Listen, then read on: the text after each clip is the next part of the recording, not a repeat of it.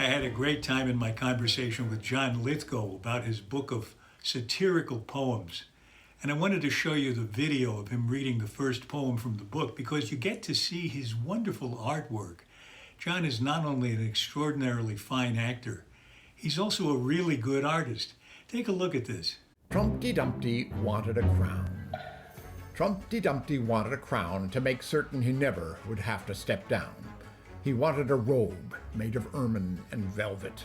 The Constitution, he wanted to shelve it. With impeachment awash, his ambition had grown. He wanted an orb, a scepter, a throne, 6 royal palaces, 6 royal carriages, a church dispensation for 6 royal marriages, courtiers installed on his own Supreme Court, and royal beheadings, if only for sport. He craved the occasional royal procession and, gasp, the eventual royal succession. Trumpty Dumpty gets his way, unless the public has something to say. If we let him have all of his favorite things, we'll have to endure the divine right of kings. In the next clip, John and I share the reading of a satirical piece he wrote that's a sort of an illustration of what we talked about on the podcast. What happens when you write a satirical piece and then history changes before you get it published? The poem is called Rueful Roger, and Alan is going to begin. Here's Rueful Roger. A sentence was due for Rueful Roger, dirty trickster, artful dodger, hangdog dandy, glum and gaunt. His trial had reached its denouement. A year before, in Lauderdale, the feds hauled Roger off to jail. The charges sent reporters scampering, obstruction, lies, and witness tampering.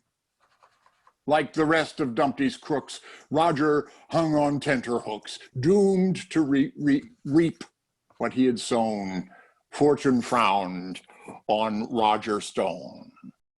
But aid and comfort from afar was smuggled in by William Barr. The AG sneaked on from the sidelines, shortening Roger's sentencing guidelines.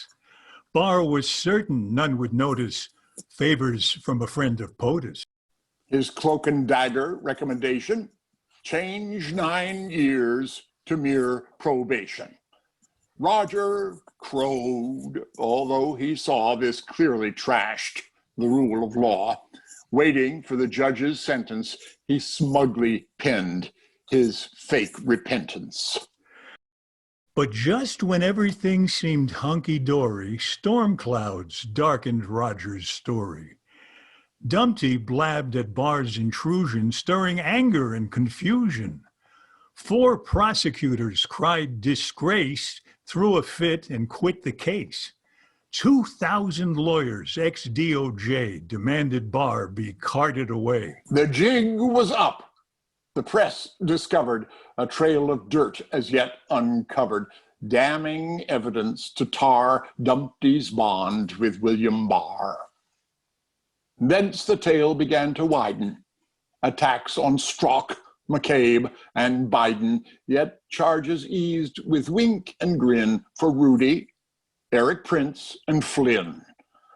An ugly truth came into focus.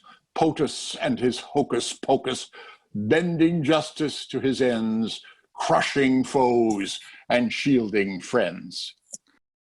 A ruthless thug who dodged impeachment, emperor of overreachment. He'll try to dodge this bullet too, but honestly, what else is new?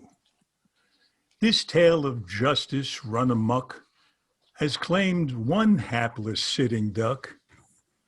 Jail awaits its latest lodger, foolish fallen persiflager, dirty trickster, artful dodger, not so artful, rueful Roger.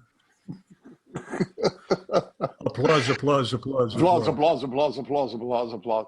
Now, just If the house were imagine you poets out there what it's like to have Alan Alda read your comic verse, and I have to show you the illustration at that. I love This that. is Rueful Roger sitting alone in his dapper, custom-made, bespoke prison outfit suit.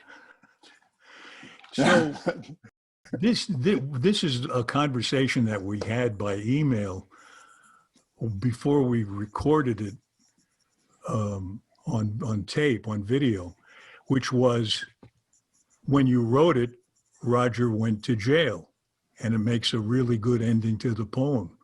Yeah. And after you wrote it, he's out of jail. Yeah. So what kind of a problem did that present you with? This was very sweet. Well, one problem was Alan Alda was not happy with this situation.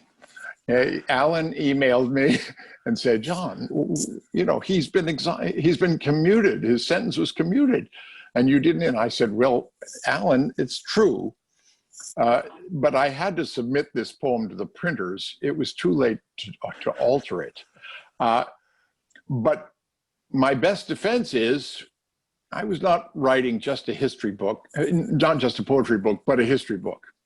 I discovered early on, especially with the velocity at which events come rushing by in the Trump administration, that every day that I wrote a poem, the next day it would be ancient history. And I realized, well, why don't you just embrace that? You're telling history. And in its way, it makes a poem even more interesting. You sort of see my naivete at work. When I saw the video John had made to promote the book, I realized he had solved the problem of updating the verse using his artwork. The last image you see is Attorney General Barr visiting Stone in jail with his get out of jail card.